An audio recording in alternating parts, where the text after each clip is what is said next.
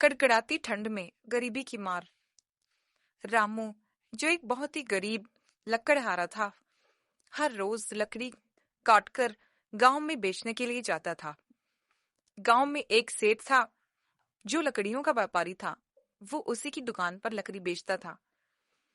बेचारा बहुत सर्दी होने के कारण रात भर उनकी छत तप तप तप टपक रही थी, जिसकी वजह से परेशान होकर वो अपनी पत्नी से कहता है, राधा, मुन्नी का जरा ध्यान रखा करो, क्योंकि मैं तो चला जाता हूँ। मुझे पता है घर की छत भी बिल्कुल खराब है और दीवारें बिल्कुल ठंडी हो चुकी हैं। तुम्हें और मुन्ना को बहुत परेशानी होती होगी ना मेरे पीछे से। क्या करूं, सोच तो ये रहा था कि कुछ पैसे इकट्ठे करके इस घर की छत को ठीक करवा लूंगा, लेकिन पता नहीं घर का खर्च ही मुश्किल से निकल पाता है। आज इतनी ठंड है, घर की छत बिल्कुल गीली हो रखी है। पता नहीं कैसे ये गरीबी के दिन कटेंगे। मुझे सुबह जल्दी उठा लेना राधा। आप क्यों चिंता करते हैं जी? भगवान सब ठीक करेगा। और मैं तो भी कहती हूँ कि कुछ दिन काम पर मत जाइए। आपकी तबीयत भी मुझे ठीक नहीं लग रही। धन पर एक भी कपड़ा नहीं, और ऊपर से ठंड के कपड़े भी नहीं है। ये कुर्ता जो आपने डाला हुआ है ये भी बहुत पुराना हो चुका है। आपको कितनी ठंड लगती होगी, हम तो फिर भी घर में ही रहते हैं। मुझे तो आपकी बहुत चिंता लगी रहती है। आप समझते क्यों नहीं? आप 2-3 दिन की छुट्टी ले लीजिए और 2-3 दिन काम पर मत जाइए। जो कुछ है उसे में गुजारा कर लेंगे। ये कैसी बातें कर रही हो तुम राधा? ऐसी बातें मत करो। गरीबी तो है, लेकिन अगर मेहनत मजदूरी नहीं करूंगा तो 4 पैसे कहां से आएंगे? रोज के लिए खाना खाने के लिए कहां से आएगा? और ऊपर से अगर मुन्ने को कुछ बीमार हो गया तो कहां से उससे दवाई भिलवाएंगे? खाने पीने के ही वांदे हो रखे हैं। तुम ऐसी बातें मत करो। और हाँ, काम करना ही हम मजदूरों के कर्म है। अगर काम नहीं करेंगे तो भूखे मर जाएंगे। यहां तक कि कफन तक के पैसे नहीं मिलेंगे। कोई कफन तक नहीं देगा हमें। हमें तो खुद करना है और खुद मरना है। तुम मुझे अरे अरे, सुबह हो गई। एक काम करो, चूल्हा जला दो और जल्दी से हाथ मुंह धोने के लिए पानी गर्म कर दो। राधा अपने पति की बात सुनकर निशब्द हो गई। वो कुछ ना बोल सकी। गरीबी की मार के आगे किसी की नहीं चलती। वो चुपचाप उठती है और चूल्हे पर पानी गर्म रख देती है। और थोड़ी ही देर में रामू हाथ मुंह धोकर लकड़ी काटने के लिए जंगल में चला जाता है।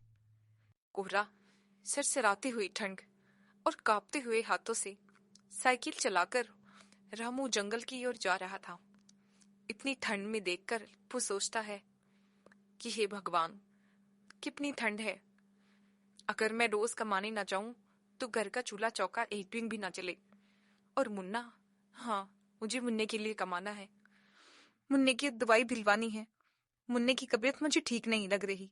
ये सब सोचते हुए वो अपनी साइकिल चलाता हुआ जंगल पहुंच जाता है। आज रोज से ज्यादा लकड़ियां काटूंगा तो कुछ ज्यादा पैसे मिलेंगे और सेठ जी भी खुश हो जाएंगे, क्योंकि लकड़ियों के दाम तो बढ़ रहे हैं ना, और लकड़ियां तो उन्हें मैं ही देता हूँ। सेठ जी खुश हो जाएंगी, शायद कुछ फालतू पैसे भी दे दे। ऐसा करता हूँ, जल्दी से लकड़ियां काटकर बांध लेता हूँ और फिर जल्दी से दुकान पर जाकर सेठ जी को भेज दूंगा। ऐसा करते हुए रामू ने बहुत सारी लकड़ियां काट ली और उनको साइकिल पर अच्छे से बांध दिया। और फिर सेठ जी के पास जाता है और उन्हें लकड़ियां देते हुए कहता है, राम राम सेठ जी। लो सेठ जी, मैं आपके लिए लकड़ियां ले आया। आज पहले से 2 गुनी लकड़ियां हैं। इसके दाम भी अच्छे ही देना, क्योंकि मुझे पैसों की बहुत ज्यादा जरूरत है। मुझे अपनी घर की छत ठीक करवानी है। तो सेठ जी, बस यही उम्मीद लेकर मैंने सुबह कड़कती ठंड में 5 बजे उठकर जंगल की ओर चला और इतनी सारी लकड़ियां काट लाया। सेठ जी, थोड़ा जल्दी कीजिए, मुझे मुन्ना को दवाई भी दिलवानी है। एक बात बता रामू, अगर लकड़ियां काट लाया तो मुझ पर कोई एहसान नहीं किया है। काम करेगा तो तेरे ही काम आएगा, और 4 पैसे कमाएगा तो तेरा घर चलेगा। मेरा इसमें क्या है? तू लकड़ियां लाता है, मैं तुझे दाम दे देता हूं। बस इतना ही है। तू मेहनत करेगा तो तेरे काम आएगा। और तेरा घर अच्छे से चलेगा। लेकिन मैं तुझे एक बात बताना चाहता हूं, अगर तू मानेगा तो। बात यह है कि तू एक काम कर, तुझे घर की छत ठीक करवानी है ना, तो तू एक काम कर, तू ऐसा कर कि पैसे मेरे पास जमा कर ले और सिर्फ थोड़े ही गुजारे के लिए ले जाया कर, और रोज दुकनी लकड़ी लेकर आया कर। आधे दाम तू ले जाया कर और आधे मेरे पास जमा कर ले। ऐसे करके थोड़े दिनों में तेरे पैसे जमा हो जाएंगे, जिससे तेरे ऊपर ज्यादा बोझ भी नहीं रहेगा और तेरे घर की छत की मरम्मत के लिए पैसे भी इकट्ठे हो जाएंगे। बोल, कैसा लगा तुझे? सेठ जी, बात तो आप सही कह रहे हो, लेकिन मुझे पैसों की बहुत दिक्कत है। अगर मैं ऐसे कल के पैसे जुटाऊंगा तो मेहनत बहुत ज्यादा लग जाएगी और पैसे बहुत टाइम बाद मिलेंगे। लेकिन ये है कि इससे मेरा धन इकट्ठा हो जाएगा आपके पास और मेरी घर की छत भी पक्की हो जाएगी। तो ठीक है सेठ जी, जैसा आपको ठीक लगे वैसा ही कीजिए। मैं भी एक कॉपी लगा लेता हूँ, उसने अपना हिसाब लिखता लूंगा, और आप भी मेरे पैसे जिस दिन से जमा करो उस दिन से लिखकर एक मुझे पर्ची बनाकर दे देना बोझ। अरे हाँ हाँ रामू, एक बात बता, तू पढ़ा लिखा नहीं, तेरी पत्नी भी पढ़ी लिखी नहीं, तो तू पर्ची का करेगा क्या? तुझे मुझ पर विश्वास नहीं है क्या? मैं अपने पास तेरा हिसाब लिख कर रखूंगा और तेरा बही खाता अलग से रख दूंगा। तू चिंता मत कर, तेरे पैसे मेरे पास बिल्कुल सुरक्षित हैं। जब तेरा दिल करे अपने भाई से पैसे ले जाना। ठीक है, अब तो उतना मेहनत कर और से ही अपना धन जमा करना, इकट्ठा करना शुरू कर दे। आज के तेरे हुए 200 रुपए, जिसमें से मैंने रख लिए 100 रुपए। अब तुझे मैं दे रहा हूं 100 रुपए, और मैंने तेरे 100 रुपए जमा कर लिए हैं और अपने बही खाते में भी लिख लिए हैं। तुझे चिंता करने की जरूरत भी नहीं है। रोज के 100 रुपए हो गए तो यानी कि महीने के बन गए 3000 रुपए। अगर तू किसी दिन की छुट्टी भी लेता है तो कोई दिक्कत नहीं है, 100 रुपए कम हो जाएंगे। पर तेरे 100 रुपए जो जमा हो रही हैं वो भी तो देख। आधा खर्चा करके, दुगनी मेहनत करके तेरे पास तो धन दौलत आ ही रही है ना। तेरे घर के लिए तेरे घर की छत की मरम्मत हो जाएगी, तेरे घर में कुछ सामान भी आ जाएगा। तो जितना चाहे उतना धन मेरे पास इकट्ठा कर सकता है। ये तेरी मेहनत के ऊपर है ब्राह्मू। अब तू ही देख कि तुझे क्या करना है।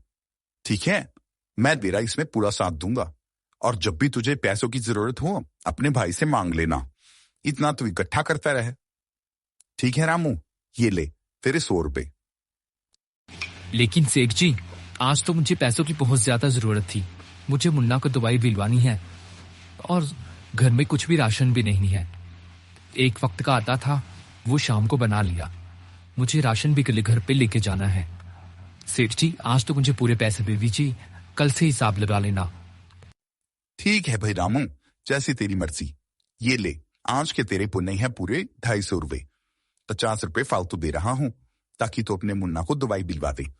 देख, तेरा भाई तेरा बुरा नहीं चाहता, और मैं तो यही चाहता हूं तू जितनी मेहनत करे तेरे काम आए, तेरे घर खर्च में अच्छे से चल सके और तेरा घर अच्छे से ठीक ठाक हो जाए, और तू फले फूले, तेरा परिवार भी आबाद रहे। मैं तो तेरा भला ही चाहता हूं। अब तू देख ले जो तुझे करना हो। कल से जल्दी उठकर लकड़ियां ढेर सारी लाना। मेहनत तो ज्यादा लगेगी और ठंड भी बहुत ज्यादा है, पर तू अपना ध्यान रखा कर, और अपनी पत्नी और बच्चे का भी। ठीक है, ले जा पैसे और जा मुन्ना को दवाई दिलवा ला पहले। रामू घर पहुंचता है और अपनी पत्नी को मुन्ने को दवाई दिलवाने के लिए कहता है, और दोनों पति पत्नी जाकर मुन्ने को दवाई दिलवा कर आते हैं।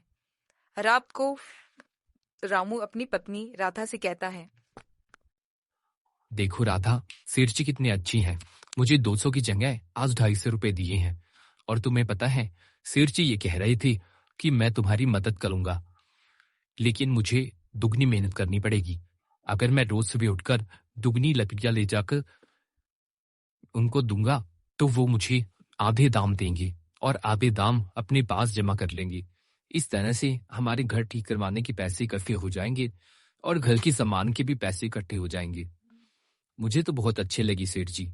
बोले, भाई पेरा है, तेरा जब दिल करे अपने भाई के पास पैसे मांगने आ जाना, पेरे ही पैसे हैं, जब तेरा दिल करे तब ले जाना। इस तरह से सेठ जी के पास हमारा धन इकट्ठा होता रहेगा और हमारी मदद भी हो जाएगी, क्योंकि हर रोज का खर्च तो ऐसे ही चलता रहेगा। थोड़ी तंगी तुलसी करके हम अपना पेट काट काट कर अपने घर की छत और मुन्ना के स्कूल में दाखिला भी करवा देंगे। तुम्हें कैसा लगा? बहुत निकम्मा है वो सेठ, बहुत लालची। तुम उसकी बातों में क्यों आ रहे हो? वो ऐसा कुछ नहीं करने वाला। देख लेना, समय आने पर वो धोखा दे जाएगा। मुझे तो उस पर बिल्कुल भी यकीन नहीं है। तुम क्यों अपनी शरीर तुलवाकर जी जान से मेहनत करके उसे पैसे दे रहे हो? तुम पैसे घर में भी तो इकट्ठे करते हो। सेठ जी के पास इकट्ठे करने की क्या जरूरत है? तुम ऐसा कुछ मत करना। अरे नहीं नहीं राधा, तुम ऐसा क्यों सोचती हो? भगवान सब भला करेगा। जब हमने किसी का बुरा नहीं किया तो हमारे साथ बुरा क्यों होगा बना? तुम ऐसा तैसा मत सोचो, सब अच्छा ही होगा। मुझे सुबह जल्दी उठा देना और पानी गर्म कर देना ताकि मैं नहा धोकर जल्दी से काम पर निकल जाऊं। राधा रामू के विश्वास के आगे कुछ नहीं बोल पाती और चुप रह जाती है। और फिर सुबह उठकर रामू के लिए पानी गर्म करती है। फिर रामू हाथ पैर धोकर और चाय पीकर काम पर निकल जाता है। इतनी कड़कड़ाती ठंड, बिल्कुल सुनसान रास्ता और जंगल में जाते हुए ये सोचता है कि हे भगवान, कितनी कड़कड़ाती ठंड है, मैं कैसे लकड़ियां काटूंगा। लेकिन हाँ, मुझे अपना घर ठीक करवाना है, इस गरीबी को दूर करना है, तो मुझे सब करना ही पड़ेगा। मुझे अपनी पत्नी और अपने बच्चे के लिए ये सब करना ही पड़ेगा, चाहे कुछ भी हो जाए। मुझे हर रोज यहाँ पर आकर दुगनी लकड़ियां लेकर जानी है, दुगनी मेहनत करनी है, जिसके लिए मुझे भगवान देगा। भगवान मुझे हिम्मत देना ताकि मेरा शरीर मेरा साथ ना छोड़े। आज पता नहीं क्यों शरीर में हलकत सी लग रही है। चाहे कुछ भी हो जाए, मैं जल्दी से लकड़ियां काट लेता हूं। ऐसा कहकर रामू लकड़ियां काटने लग जाता है।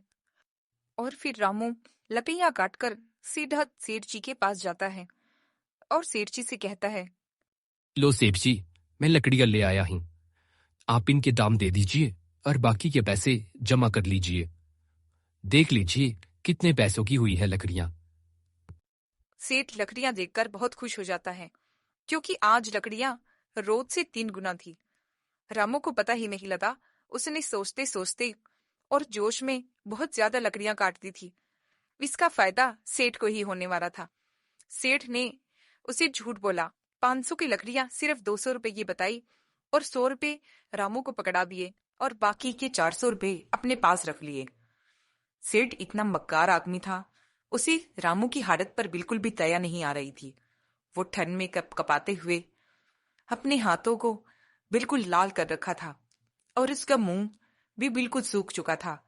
गला प्यास के मारे थर्रा रहा था और ठंड में कांपते हुए रामू ने वो 100 रुपए लिए और अपने घर की तरफ चल दिया। रामू जब घर जाता है तो उसकी पत्नी राधा उसकी हालत देखती है और कहती है, अपनी हालत तो देखिए, क्या हाल हो गया है आपका। इन 2 पैसे बचाने के चक्कर में क्यों अपने शरीर को दुख दे रही हो? पहले ही इतनी ठंड पड़ रही है, ऊपर से आप दुगनी मेहनत करते हो। कोई ताकत की चीज नहीं है हमारे पास खाने के लिए, तो आप ऐसा क्यों कर रहे हो? अरे शरीर ही नहीं रहेगा तो इन पैसों का क्या करेंगे? आप रहने दीजिए, जितना आपसे होता है सिर्फ उतना ही कीजिए और बाकी के 2-3 दिन के जो पैसे बने हैं वो लाला से ले आइएगा। आप बस बहुत हो गया, अब कोई जरूरत नहीं है आपको ये सब करने की। कल जाकर अपना हिसाब कर लेना और 2-3 दिन आराम करो। कितनी तबीयत खराब हो रखी है आपकी। देखिए, हाथों से खून निकलने वाला हो रहा है। आप आराम कीजिए, मुझसे आपकी ये हालत देखी नहीं जाती। अरे राधा, दुख में ही सुख है। वो किसी में कहा है ना, अगर दुख नहीं देखी तो सुख कहां से आएगा। अगर सुख होता तो हमें दुखी रहने की क्या जरूरत थी। इस गरीबी को दूर करने के लिए बस यही एक रास्ता है। तुम बताओ, कोई और रास्ता है क्या? नहीं ना? तो तुम मुझे जो मैं कर रहा हूं करने दो। तुम आराम करो और घर पे बच्चे का ध्यान रखो। बस मैं अपने आप सब कुछ ठीक कर लूंगा और कुछ नहीं हुआ है मुझे। सुबह तक बिल्कुल ठीक हो जाऊंगा। मेरी चिंता मत करो। ये शरीर ही तो है, अगर कुछ किया नहीं तो क्या फायदा जन्म का। अरे पता नहीं किस जन्म के पाप हैं ये, जो इतनी गरीबी में पैदा होना पड़ा। इतनी गरीबी ने तुम्हें और बच्चे को भी देखना पड़ा। बस मैं नहीं चाहता कि हमेशा ही हमें ऐसे गरीबी में रहना पड़े। इसलिए जो मैं कर रहा हूं मुझे करने दो, और तुम शांति बनाए रखो, सब ठीक होगा। राधा इस बार फिर से